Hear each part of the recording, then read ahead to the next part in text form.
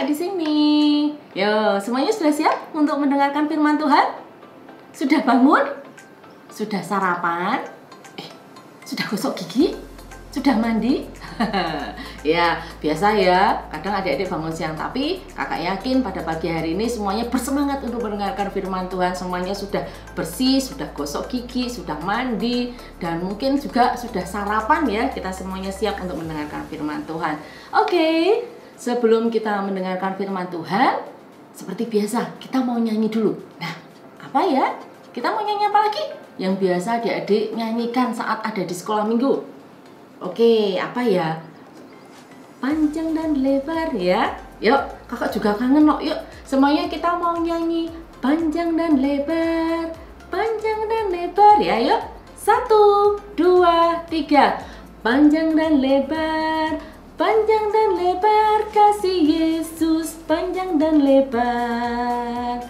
Tinggi dan dalam, tinggi dan dalam kasih Yesus, tinggi dan dalam. Yeay. Luar biasa sekali semuanya. Lipat tangan, mata ditutup. Kita mau berdoa bersama-sama. Ya.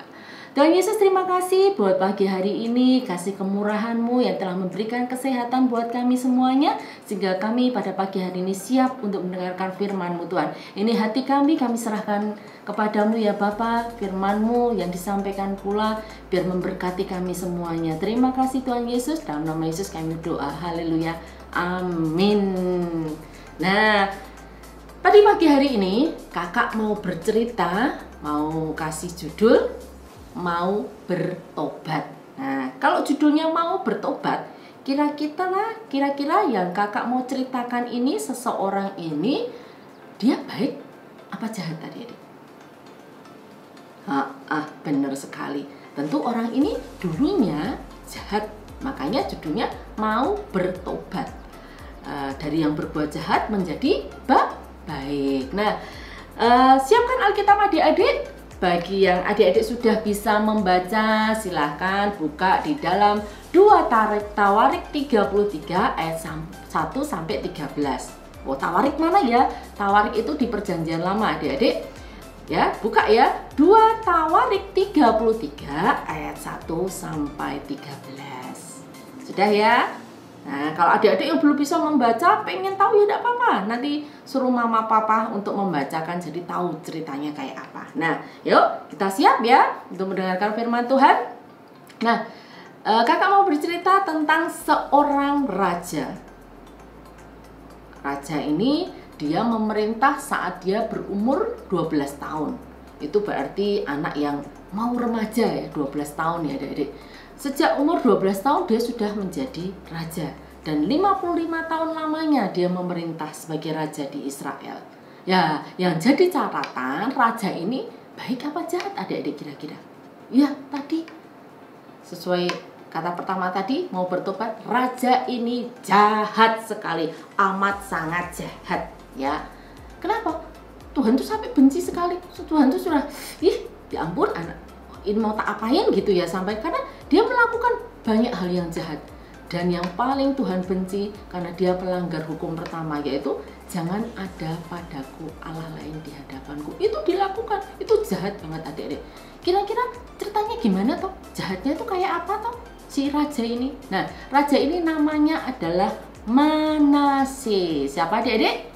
Manase ya, Raja Manase ini adik-adik adalah raja yang sangat jahat di mata Tuhan. Dulu ayahnya Hizkia, Raja Hizkia itu raja yang baik, itu sudah memusnahkan semua berhala-berhala, mesbah-mesbah penyembahan buat berhala itu sudah dihancurkan. Tempat ibadah untuk berhala itu sudah dihancurkan semua. Malah si Manase ini membangunnya lagi adik-adik. Berarti si Manase ini beribadah kepada berhala, kepada Baal. Dia melakukan hal yang jahat di mata Tuhan. Dia tidak menganggap Tuhan. Dia tidak tidak memikirkan Tuhan sama sekali. Dia hanya peduli sama berhala Baal. Aduh, banyak sekali hal yang dia lakukan jahat di mata Tuhan. Nah, dia juga menghasut, membawa orang-orang suku Yehuda dan seluruh kota Yerusalem ini untuk menyembah kepada berhala. Lah, jahat lagi ya. bukan hanya dia yang menyembah berhala, dia ngajak seluruh kota, seluruh penduduk kota di Yerusalem dan suku bangsa Yehuda ini untuk menyembah kepada berhala. Kebangetan ya, luar biasa. Dan Tuhan itu sangat marah kepada si Manase ini. Lah, rumah ibadah loh, rumah ibadah buat menyembah Tuhan, malah dikasih patung-patung berhala untuk disembah jadi tempat ibadahnya mereka. Jadi Tuhan disingkirkan. Wah, itu membuat Tuhan jadi marah sekali. Wah, ini mau tak apain ini ya. Akhirnya Tuhan berfirman kepada Manase dan juga seluruh penduduk Yerusalem dan suku Yehuda ini. Tuhan berfirman, ngomong sama mereka. Tapi apa yang dilakukan mereka? Mereka hendak menggubris, Tuhan ini ngomong apa? Yang penting aku bahagia. Wah, mereka menyembah berhala dengan sukacita dan mereka juga mendatangkan para peramal, ahli nujum, pokoknya orang-orang yang tidak benar itu mereka bersekutu dengan mereka dan melakukan hal yang jahat. Dan Tuhan tambah marah sekali. Wah, akhirnya Tuhan pada titik kesabarannya, dari akhirnya Tuhan datangkan bangsa Asyur, tentara Asyur untuk menangkap Manase ini tadi adik. Wah, ditangkap si Manase ini, terus diikat adik-adik, di tali sama tali dari tembaga itu adik-adik. Wah, pokoknya kayak tawanan perang. Dia seorang raja, kemudian karena diserang dia jadi tawanan adik-adik dan akhirnya dibawa ke Babel. Nah, saat itulah Manase menjadi sadar adik-adik. Wah, aku kemarin yang berkuasa, aku kemarin yang hidup dengan hingar-bingar, saat ini aku harus dikurung dalam penjara yang kecil, terus diikat, diborgol ya bahasanya sekarang ya, diborgol, diikat gitu. Dia sedih sekali, aduh, aku bukan apa-apa saat ini. Kemudian saat dia sedang dalam keadaan seperti itu adik-adik, dia ingat Tuhan. Kemudian dia berusaha untuk bertemu dengan Tuhan. Dia berdoa terus pada Tuhan. Tuhan, tolong Tuhan. Tuhan, tolong aku. Aku tidak kuat seperti ini Tuhan. Terus, apakah Tuhan mendengar adik-adik? Tuhan dengar. Tuhan dengar. Setiap anak-anaknya ngomong tuh Tuhan selalu dengar. Dan Manase ini mohon Tuhan, Tuhan tolong lepaskan aku Tuhan dari penderitaan ini. Aku nggak kuat Tuhan. Dan di situ Manase berusaha untuk merendahkan diri di hadapan-Mu. Aku tahu Tuhan, aku salah, aku sangat berdosa, aku telah melakukan hal yang buruk di hadapan-Mu. Aku sangat bersalah Tuhan, aku berdosa. Kemudian Tuhan mendengarkan Manase. Terus apa yang dilakukan Tuhan? Dia melihat, dia mendengar pertobatan Manase saat dia mengakui seluruh dosa-dosanya. Dia ngomong apa yang dia lakukan yang berdosa di mata Tuhan yang dia lakukan. Dia mohon ampun. Akhirnya Tuhan mengabulkan doa Manase tadi adik-adik. Manase yang tadi ada di Babel, yang di dalam kurungan adik-adik dikembalikan. Singkat cerita, Manase kembali ke Yerusalem menjadi raja dan Tuhan pulihkan pemerintahannya menjadi luar biasa. Seluruh rakyatnya juga menjadi luar biasa, semua kembali kepada Tuhan. Dan Manase juga melakukan hal yang baik lagi. Semua yang mesbah-mesbah, doa yang buat Baal, yang buat untuk patung-patung berhala tadi dia hancurkan semuanya, dimusnahkan semuanya, dia rubah untuk menjadi persembahan kepada Tuhan. Nah, satu cerita ini mengajarkan pada kita apa adik-adik? Apapun kesalahan yang kita perbuat, ya, manusia tidak ada yang luput dari kesalahan. Kita pernah membuat kesalahan, kita pernah berbuat dosa, semuanya nggak ada yang sempurna di hadapan Tuhan. Tapi jangan pernah sembunyi-sembunyi. Wah, seumpamanya adik-adik sudah berbohong sama orang tua, terus, aku nggak berbohong, aku kan ngomong apa adanya, padahal berbohong, ngomongnya nggak berbohong. Ditutupi, kesalahannya ditutupi, akhirnya membuat kesalahan dan bertambah lagi kesalahan menjadi banyak. Nah, belajar dari Manase ini tadi adik-adik, saat melakukan kesalahan walaupun sedemikian banyak salahnya tuh kayaknya enggak mungkin diampuni, tapi dia memberanikan diri, dia menghampiri Tuhan, dia bertobat, dia mau mengakui segala kesalahan yang telah dia perbuat. Dia ngomong sama Tuhan dan akhirnya Tuhan memberikan pengampunan. Nah, bagi adik-adik, kalau saat ini adik-adik masih suka berbohong, suka mencuri, suka berani pada orang tua, suka tidak taat, apalagi ya, suka nyontek atau melakukan hal-hal buruk yang lainnya. Tetap ingat, Tuhan penuh dengan kasih adik-adik. Datanglah pada Tuhan, mohon ampun pada Tuhan. Dan kemudian yang terpenting setelah itu, belajar untuk tidak melakukannya lagi. Yaitu yang Tuhan harapkan adik-adik.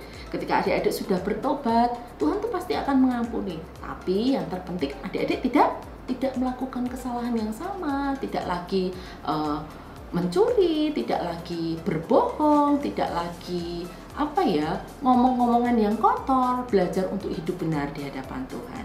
Amin. Nah, cerita kakak sudah sampai di sini. Nah, sekarang kakak mau kasih sebelum kita ayat hafalan, kita berdoa dulu ya untuk firman Tuhan yang baru saja kita dengar. Yuk kita semuanya berdoa, lipat tangan, mata ditutup. Terima kasih Tuhan buat firman-Mu pada pagi hari ini yang telah menyadarkan kami semuanya Tuhan. Kami tahu Tuhan, kami banyak melakukan kesalahan di hadapan-Mu. Kami seringkali masih melakukan dosa dalam perjalanan kehidupan kami. Baik itu yang kami sengaja maupun tidak kami sengaja, karena kami merasa bahwa itu mungkin kesalahan kecil. Itu bukan dosa kecil. Tapi biarlah kami belajar saat ini Tuhan, untuk mengakui segala kesalahan kami di hadapan-Mu ya Tuhan. Mohon ampun kepada Engkau ya Tuhan, dan bertobat, menyadari kesalahan kami dan bertobat untuk melakukan hal yang lebih baik. Terima kasih Tuhan buat firman-Mu yang telah menegur kami dan membangun hidup kami. Terima kasih Tuhan, kami serahkan semuanya ke dalam tangan-Mu. Terpuji termulianya bagi-Mu Tuhan. Haleluya. Amin. Nah, saat ini betul-betul ya, kita mau ayat hafalan ya. Ayat hafalan pada pagi hari ini kakak ambil dari 1 Yohanes 1 ayat 9. Jika kita mengaku dosa kita, maka Ia adalah setia dan adil, sehingga Ia akan mengampuni segala dosa kita dan menyucikan kita dari segala kejahatan. Ya, kakak ulangi lagi ayat hafalan pada pagi hari ini, 1 Yohanes 1 ayat 9. Jika kita mengaku dosa kita, maka Ia adalah setia dan adil, sehingga Ia akan mengampuni segala dosa kita dan menyucikan kita dari segala kejahatan. Ya, luar biasa, Tuhan berkati. Nah, untuk selanjutnya ada tantangan, tetap ada tantangan ya. Tantangannya apa ya pada pagi hari ini? Sesuai dengan judulnya, mau bertobat. Nah, kakak mau kasih tantangan. Di dalam hidup adik-adik pasti melakukan kesalahan toh? Melakukan dosa? Iya, adik-adik pasti pernah melakukan dosa, pernah melakukan kesalahan. Yuk, adik-adik belajar untuk mengakuinya di hadapan Tuhan. Yuk, siapkan selebar kertas, adik-adik tulis apa dosa yang pernah adik-adik lakukan. Tulis saja. Itu dosa pertama apa? Oh, berbohong kepada mama. Tadi sudah makan, ngaku belum makan.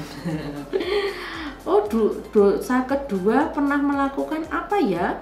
Oh iya, kemarin mainannya aku yang rusakin, tapi aku mengaku kalau kakak yang rusakin. Ya, tulis ada kesalahan yang pernah adik-adik lakukan, ya. Kemudian foto. Difoto boleh. Terus yang terpenting, setelah adik-adik menuliskan kesalahan adik-adik berdoa mohon ampunan ya. Itu tantangannya pada pagi hari ini. Adik-adik tuliskan dosa yang pernah adik-adik perbuat, kemudian berdoa mohon ampun untuk kesalahan yang telah adik tulis tadi, mohon ampun pada Tuhan dan bertobat. Oke? Itu tantangannya pada pagi hari ini. Dan jangan lupa tetap menghafalkan ayat hafalan. Tuhan Yesus memberkati. Dan ingat, tetap jaga kesehatan, tetap ada di rumah ya adik-adik, jangan keluar rumah. Kalau terpaksa harus keluar rumah, adik-adik jangan lupa untuk memakai masker. Jadi manapun adik-adik harus rajin cuci tangan, jaga kebersihan, makan makanan yang sehat. Oke? Tuhan Yesus memberkati. Sampai jumpa.